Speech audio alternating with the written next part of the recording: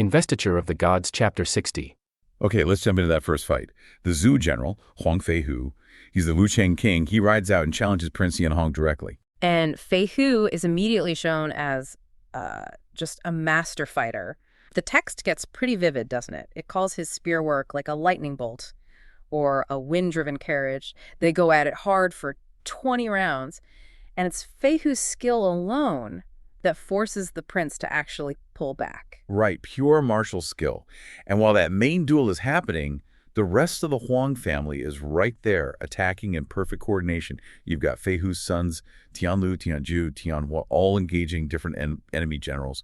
And here's a detail I really liked. The youngest son, Huang Tiangxiang, he's only 14. And he manages to wound the Xiang general Gu Zhang badly enough in the leg that Gu Zhang has to retreat.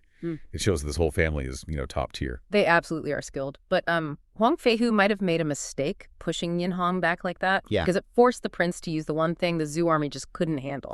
Yeah. As soon as Yanhong falls back, he pulls out the big gun, or rather the big mirror. The yin-yang mirror, legendary artifact. And the tension just skyrockets. He just needs one flash, right? A blast of white light. And bang! Huang Feihu is knocked clean off his mount, captured. General Jinlun helps secure him. And when Feihu's son, Tianhua, tries to rush in and save him. Same thing. Yanhong just flashes the mirror again, captures the son too. It's like immediate total defeat from this one magical item. Okay, so the battle seems over for them. Yanhong has them brought forward, probably expecting to, make an example of them. Right. Execution seems like the next logical step in a war. But Feihu doesn't beg. Instead, he brings up their shared past. He reminds the prince, hey, remember when I saved you and your brother? Twice. Once at the 10-mile pavilion and again at the Meridian Gate. He's literally calling in a life debt right there on the battlefield. And this is that aha moment you mentioned earlier. It shows the power of ranking that personal obligation, that kindness owed. It just completely overrides the military situation. The text even notes Yanhong makes the sound of shock, like, yeah. Oh. And then he does the unthinkable. He personally climbs down from his command tent and unties both Huang Feihu and his son. It's an incredible display of personal honor. But strategically, it's kind of crazy, isn't it? Oh, absolutely. He just gave back two of the enemy's best generals. How does the story justify that? Balancing this, intense ethical code with the fact that he's fighting for his dynasty's survival. Well, the text suggests that for Yanhong, repaying this personal debt was just more important, more immediate than any strategic advantage. He actually says it when he releases them. Today's grace I have repaid. It's like the capture, the magic, the threat, none of it matters compared to this old favor. Settling the personal score first. Exactly. It's an ancient code. The debt had to be cleared right then and there. But didn't his own general, Jinlun, see the problem? I mean, the sources say he warned Yanhong. He did. Zheng Lin pointed out the obvious tactical folly, saying something like, don't let them go, they'll just go back to assisting evil, meaning the Zhou rebellion. And Yanhong's response. He basically acknowledges the risk, but frames it like a one-time deal. He says, look, I owed him this one. If I happen to capture them again, then the slate's clean. Then I'll enforce the national law.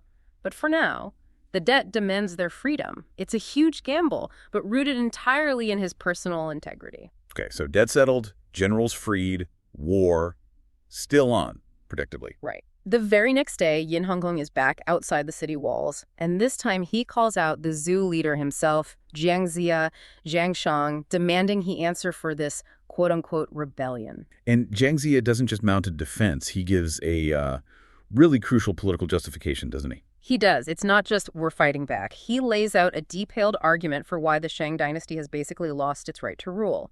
It's cosmic legitimacy at stake.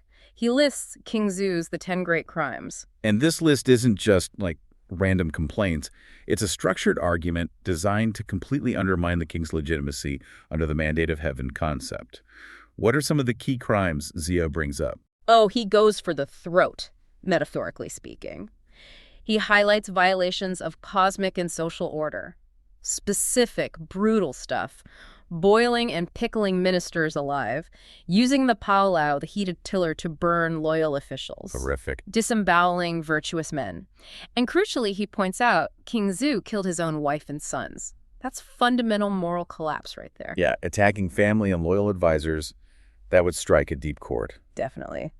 Then Ziya adds the excessive indulgence wine, women, and these huge, wasteful construction projects. The message is clear. King Zhu is destroying the state from within and acting against heaven's will. So Zia argues that this isn't rebellion, it's a necessary correction mandated by heaven itself. So the political justification is laid bare. It's not just a power grab. It's framed as a moral imperative. Exactly. It sets the stage for the next round of fighting, where we see the Zhu heroes start using their own unique, specialized artifacts to try and break the deadlock. We shift right from political theory to supernatural combat and casualties? Precisely. And we get two specific kills highlighted that really show the need for the right tool for the job. First, there's Neza against the Shang general Pang Hong. Neza is all about that focused, overwhelming magical force. Right. He throws his Cancun circle, the cosmic ring, it slams Pang Hong, knocks him off his horse. Allowing Neza to move in. And finish him with a spear. Clean, direct, uses the artifact for the setup. Magical precision. Then the second one. Yang Jin versus Yuan. Yang Jin uses something totally different. Right. No rings or whips for him in this instance. He unleashes his famous companion, the howling celestial hound Zhao Shenhuan. The dog. The dog. And it's the perfect tactical choice here. The hound bites Yuan. The pain and shock immediately disable him. He's reeling, can't defend himself. And Yang Jin just closes in with a knife for the kill. Yep. Both Pang Hong and Yuan, the text notes, are immediately sent off to the investiture of the God's platform. Their roles are done. So the lesson is clear. High-level fights need specialized tools. Sometimes it's brute force. Sometimes it's a disabling bite from a celestial dog. Okay, now this is where, for me, it gets really interesting. We start seeing the limits of even the most powerful magic. Zhang Zia himself confronts Yin Hong again. Zia uses his main weapon, the god-beating whip. This is supposed to be immensely powerful, right? A sacred artifact. It absolutely is. And he strikes Yin Hong squarely with it. But nothing happens. The source says Yin Hong is wearing the purple tassel immortal robe, the Zisuijian Yi. The whip hits him, and it's described as if nothing happened. Zia's ultimate weapon is just nullified. Wow. Okay, so the robe grants immunity to that kind of force. Complete immunity to sacred weapons and penetrating damage, it seems. Yin Hong is basically invulnerable to Zia's main attack. So feeling pretty confident, Yin Hong turns back to Nezha. He tries the yin-yang mirror again, flashes it multiple times. Still nothing. Still nothing. It just doesn't work on Nezha. And Yang Jian, ever the observant one, immediately figures out why. He explains the crucial detail about Neza's nature. Exactly. Yang Jian points out that Neza is a lotus flower incarnation. The text uses the phrase Shen, meaning he's not a body of flesh and blood, not essence in the normal sense. So if the mirror works by targeting, like, the life force or spirit within a normal mortal body? Then it has no effect on someone who isn't technically alive in that way. Neza's very nature makes him immune. It's not a shield. It's like a fundamental incompatibility. A magical loophole. You could call it that, a fascinating existential technicality. And it saves Neza, but it also forces Zia to realize his standard magical arsenal isn't going to cut it against Yin Hong. They need a completely different plan. So let me get this straight. We've seen the yin-yang mirror, the god-beating whip, the cosmic ring, this incredible immortal robe. And you're saying the answer, the way they finally break through, isn't some even bigger, flashier magic weapon. It is absolutely not. Yang Jin warns Zia, look, we have to get around that robe somehow. So Zia gives a subtle command to another warrior, Deng Chaniev. She's known for a very unique, non-magical weapon. Deng Chaniev rides out. She doesn't try a spell or an artifact duel. She pulls out the 5-colored stone, the Wuguan Shi. A stone? Like a rock? Like a rock. Especially potent one, perhaps, but fundamentally, yes, a projectile stone. And this is what gets the seemingly invincible Prince Yin Hong. It is. She throws it, and it hits him square in the face, apparently the one part not covered by the magical robe. Ouch. Yeah, the text says the injury leaves his head blue and swollen. He cries out in pain and just flees. Immediately. That's incredible. It's like the ultimate always wear your face shield moment in ancient warfare. Yeah. But tactically brilliant. It's pure narrative gold, isn't it? The surprise, the simplicity. It's the perfect counter to overwhelming magical defense. Find the one weak spot and exploit it with something unexpected. I love that detail. The mighty general shrugs off a divine whip and gets taken down by a well-aimed stone to the head. It adds that touch of, human vulnerability. And it's important to note, even as he's running away, the purple tassel immortal robe is still working. Neza tries to spear him as he retreats, but the robe deflects the blow. No penetration. So the robe still functions perfectly against what it's designed for, spears, magical energy, but it offered zero protection for his exposed face against a simple, mundane surprise attack from a stone. So the first sign that this isn't just, business as usual on the battlefield, it comes from Yang Jian. He's one of Zhu's best generals, really resourceful. Very capable. He reports back to Jiang Zia, the commander, that Yin Hong is using a weapon that really shouldn't be there, the yin-yang mirror. Right. And that discovery, it immediately shifts things. This isn't just a military problem anymore. It's a spiritual crisis. Because that mirror. Exactly. It's a tool of the immortals. It's powerful, sure, but it also symbolizes, the misuse of divine power, divine knowledge. So Yang Yin doesn't hesitate. He uses his fastest travel technique, zooms off to Mount Taiwa. Right. Straight to Cloud Sky Cave to find Yin Hong's master, Qi Jingzi. He needs answers, maybe even a way to counter the magic being used against them. And when Yang Yin tells Qi Jingzi what's happening, that his own student is attacking West Qi, the master's reaction, it's not just shock.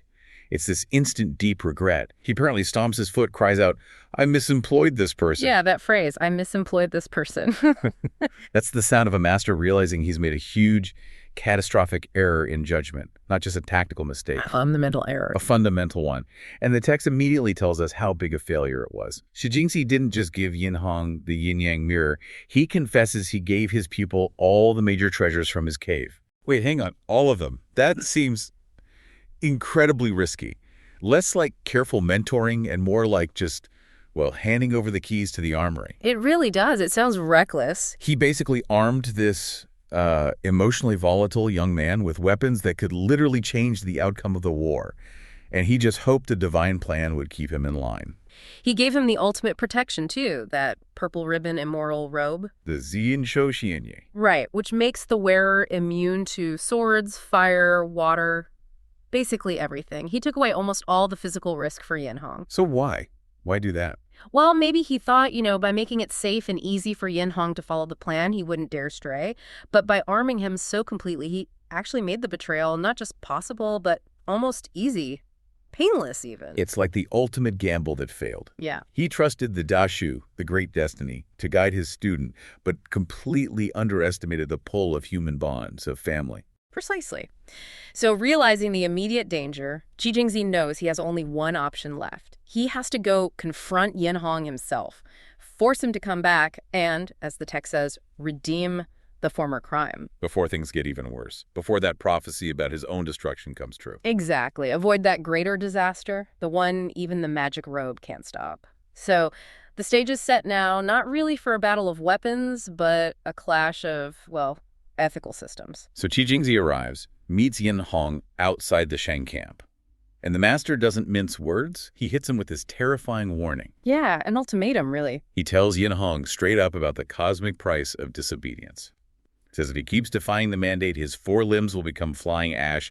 That's specific. It's not just a threat, it's a prophecy. A detailed look at how horrifically he'll die if he breaks his oath to the heavens. But here's where the Fengxian Yandi gets really deep, philosophically. Yeah. Yin Hong's defense. It's not weak. It's not just emotional whining.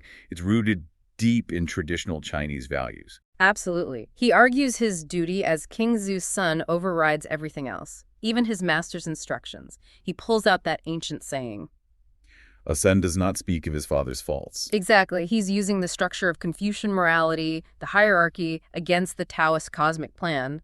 And you have to understand, for the listener, Yin Hong isn't just being difficult here.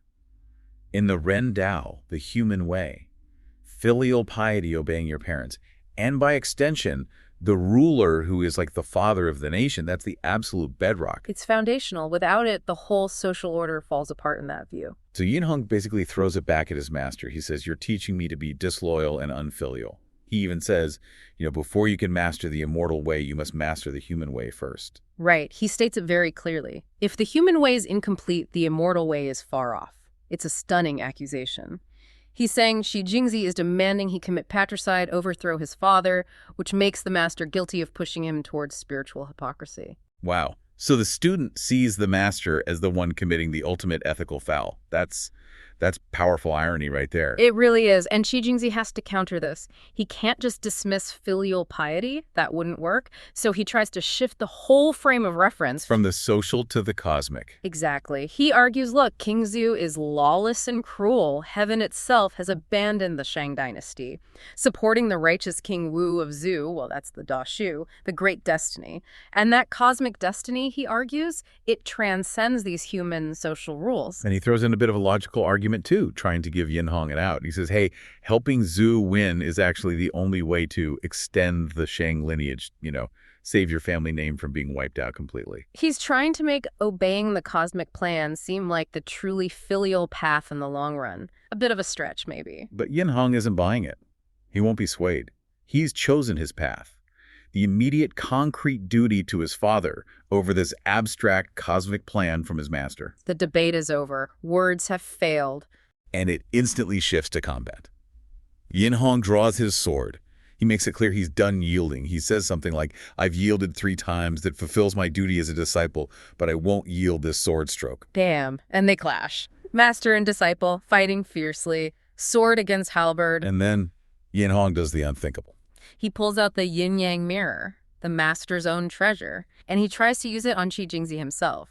Using the master's own weapon, given in trust for a righteous cause against the master. That feels like the ultimate line crossed, spiritually, morally. It absolutely is, and Xi Jingzi sees that mirror come out. And he's terrified, the text says, of making a mistake. Kong Yu Che. He realizes he's probably about to be beaten, or at least deeply shamed, by his own student using his own gifts.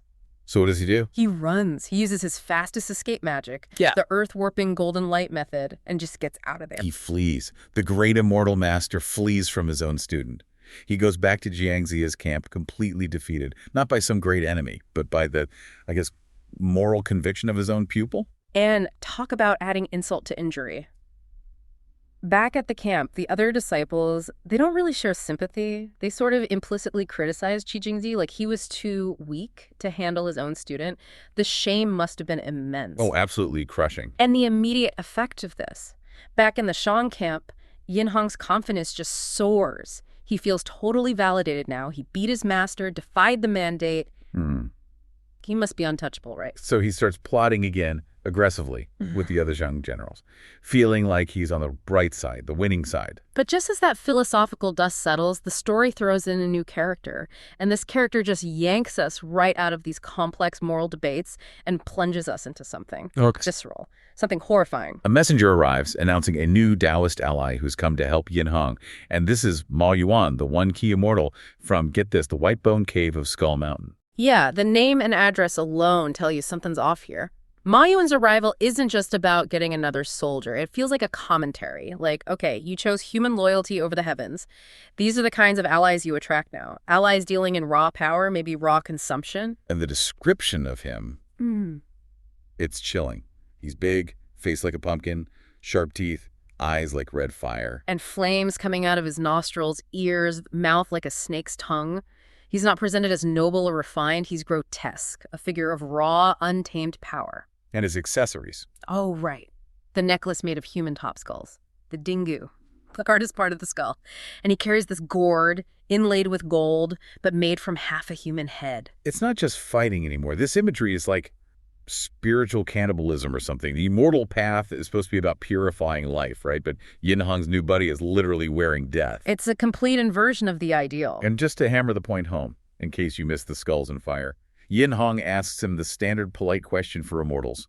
Are you vegetarian? And Ma Yuan just says flat out, I eat meat.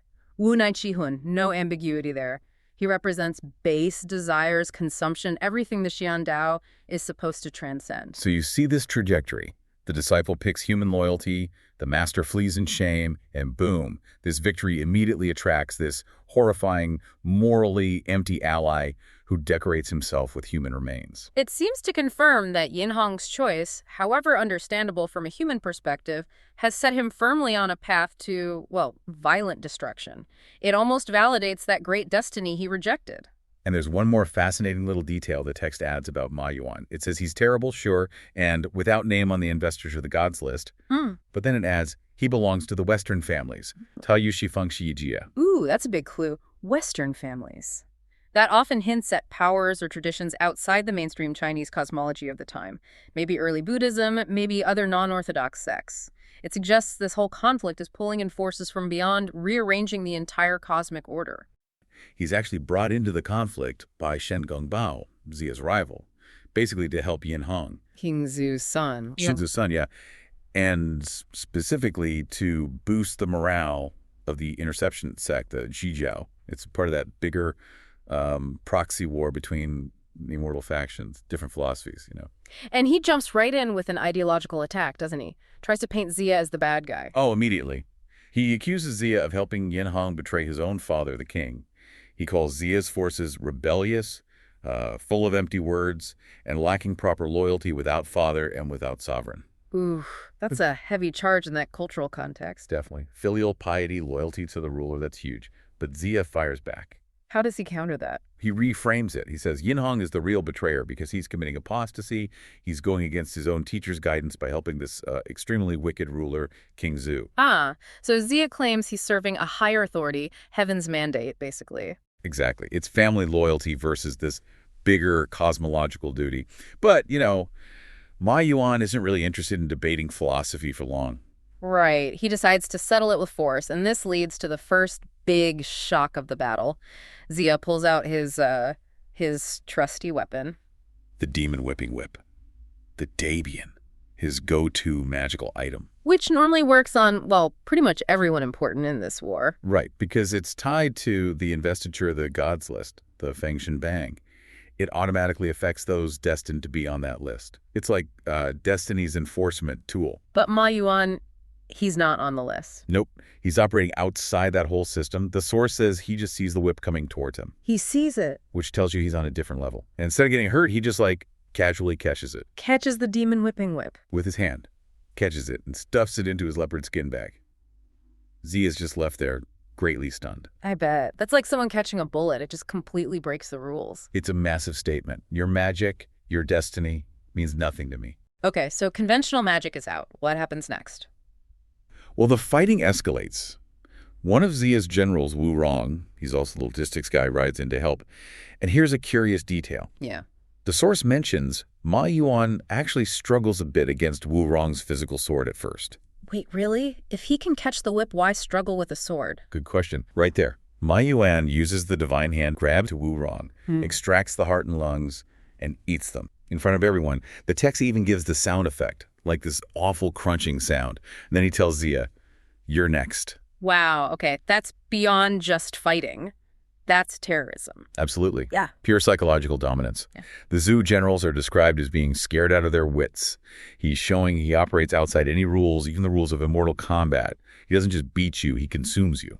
So how on earth do you fight that? Well, they try a different angle. They bring in the wild card, the Xingsa. The short warrior. Good choice. He's tricky. Very. And he uses his knowledge of anatomy. He goes low, hitting Ma Yuan's legs and waist with his iron rod, aiming specifically for pressure points, acupuncture points. Does it work? It actually does. Ma Yuan is physically overwhelmed, his bones soft, muscles weak. He tries to grab Tu Xing with the divine hand. Tu Xing just uses his earth-traveling magic and poof! Yeah. Vanishes straight into the ground. Okay, nice move. Leaves Ma Yuan confused, I bet. Totally confused. It's a great moment, showing that, clever tactics can work, but it's only temporary. Ma Yuan is just too powerful. Right, he's not down for long. What happens next? Another general, the female warrior Deng Shanyu, manages to hit him in the face with her 5-colored stone. Stuns him for a second. Okay, an opening. An opening for Yang Jian, one of Zia's absolute best disciples, to attack. Yes, Yang Jian. He can handle this, right? Well, this is where the dread comes flooding back. Because we've seen Ma Yuan's playbook. Oh no, don't tell me. Ma Yuan uses the divine hand again, grabs Yang Jian, and does the exact same thing he did to Wu Rong, extracts the heart and lungs, and eats them. He ate Yang Jian. Looks like it. Yeah. Ma Yuan then just retreats, feeling pretty good about himself, telling Zia he'll finish him off tomorrow. Man, Zia must be devastated, losing Wu Rong and now Yang Jian, his top general, eaten. The text says Zia is deeply worried. He admits he's never seen such an extraordinary person, and he's basically agonizing over Yang Jian's fate, thinking the absolute worst. Understandable. This Ma Yuan seems unstoppable and just gruesome. This is where the story takes probably its most brilliant and honestly kind of hilarious turn. Okay, what happens? Well, Ma Yuan is back in his camp, celebrating with Yin Hong, probably boasting. He suddenly doubles over in excruciating pain, like intense stomach cramps. Wait, what? Why? Because Yang Jian wasn't actually killed. He used his ultimate transformation power, the 8-9 profound skill, the Bai Yuan Gong. Okay, so he transformed. He transformed while inside Ma Yuan. Inside him after being eaten. Yes, he turned Ma Yuan's own horrifying power, the consumption, against him.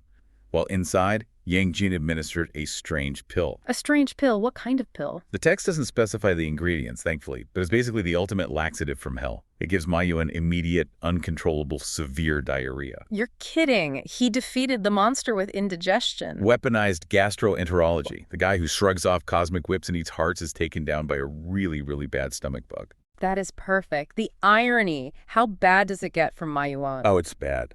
He suffers from this condition for 3 days straight. The source says he's left half emaciated, having lost his form and spirit and his vital energy. Wow.